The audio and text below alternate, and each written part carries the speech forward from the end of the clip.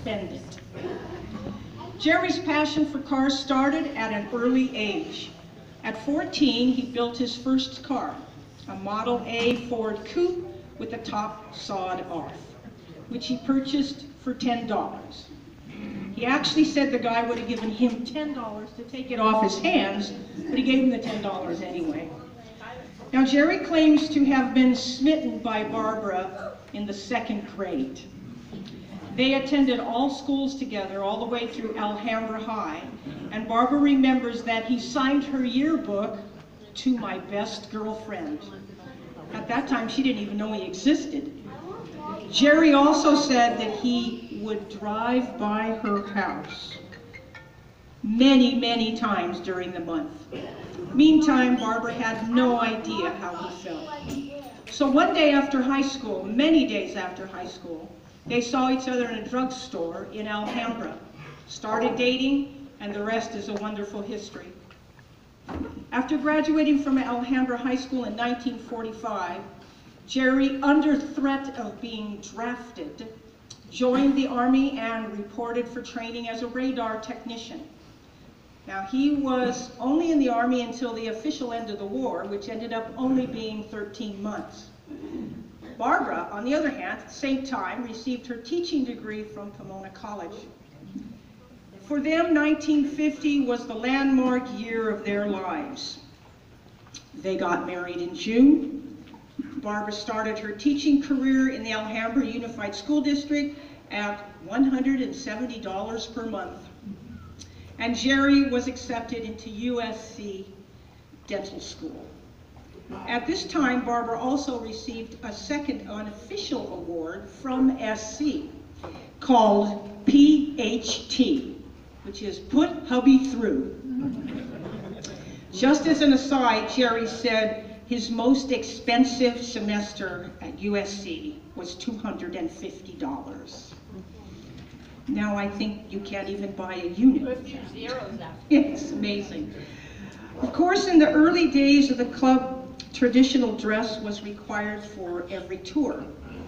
Barbara had a good friend named Helen Fry, who wrote the column on costuming for the Gazette, helped her purchase the proper costumes.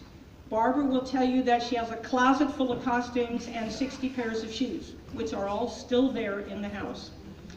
She just happened to be the perfect size to wear the original clothing of the time. She told me that on a Yosemite tour, they brought 2 cars and she had to costume 13 people for 6 days. And as we all know, Barbara became an expert in costuming for the era and worked with Helen writing the column on costuming for the Gazette. Barbara has been researching and writing that column for over 40 years. I asked her, just last week, I asked her how she did all that research. She took me in the hallway and showed me this huge dresser.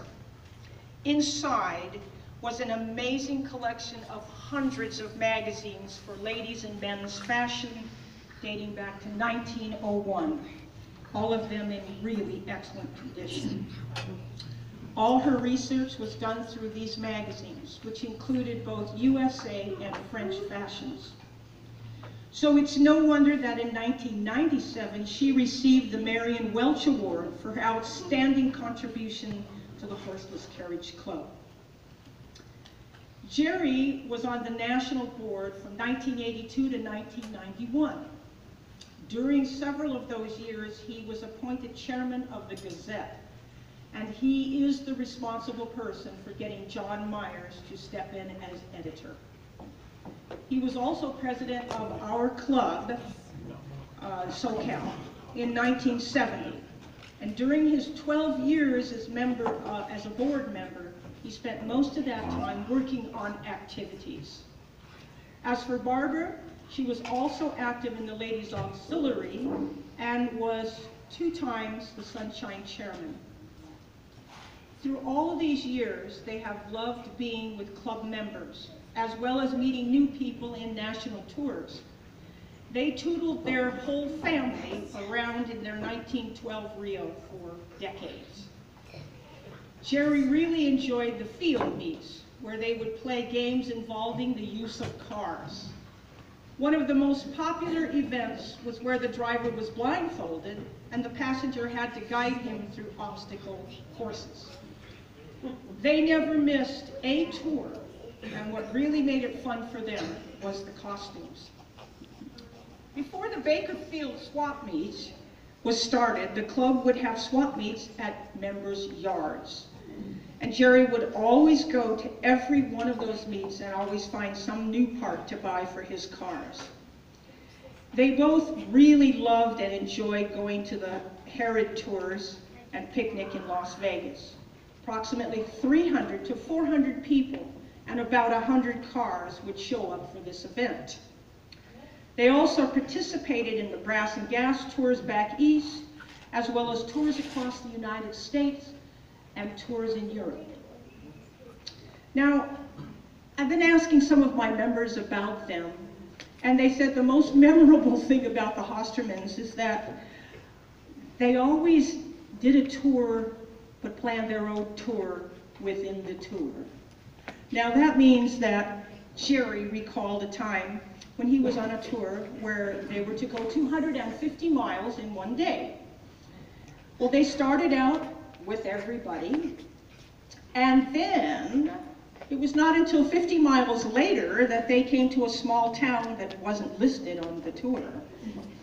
They were enjoying the scenery so much they never noticed that they missed the turn. Jerry's claim to fame is that on that day he did 350-mile tour. And the thing about it was, he said he was grateful that they had lights on their car, because I think he got home about midnight.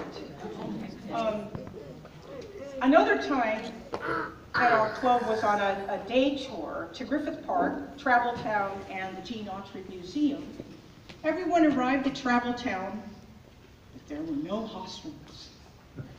45 minutes later, they came rolling in, and they said, well, they just had this extra little tour through San Fernando Valley. I tell you these things because it emphasizes how much Jerry and Barbara relished being in their car and doing these tours. Getting lost was just another adventure on a tour.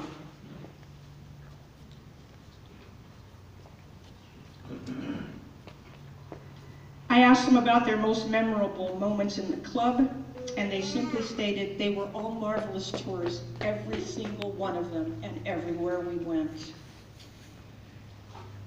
Jerry commented to me that along with Barbara and their children, being in the Horseless Carriage Club was one of the most important things that ever happened to him in his life. And Barbara concurred.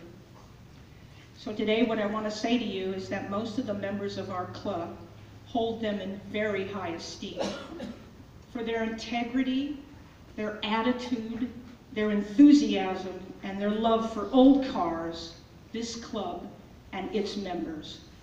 And so while they're not here tonight, they did say to say hi to everybody, but I think they're very deserving of this award, and I'm, again, very thankful to have been able to give you some insight into Barbara and Jerry Hosterman. Thank you.